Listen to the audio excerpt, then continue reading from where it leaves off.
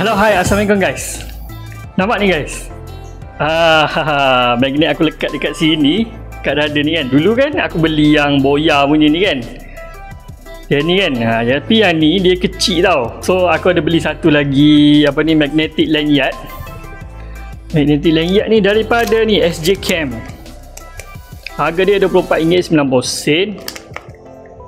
Okay, dia besar sikit daripada yang tu. Kejap, aku letak mic dekat sini, aku tunjuk kat korang.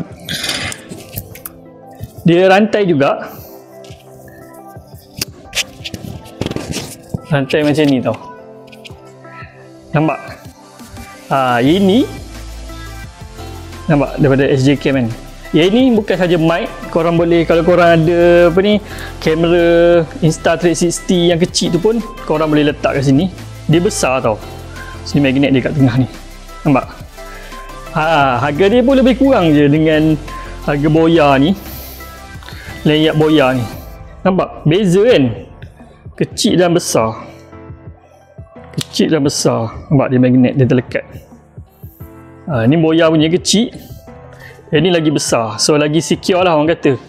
Tali dia lebih kurang je, tali dia. Okay, siapa nak dapatkan macam biasa, boleh tekan link dekat bawah aku letak.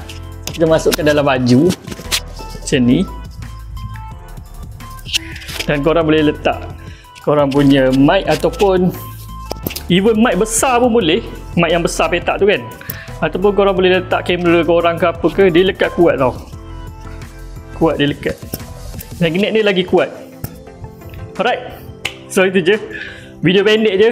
Pada siapa yang nak beli SJ Cam punya ni magnetic lanyard, boleh tekan link dekat bawah macam biasa guys. Murah je, RM24, RM25 lah.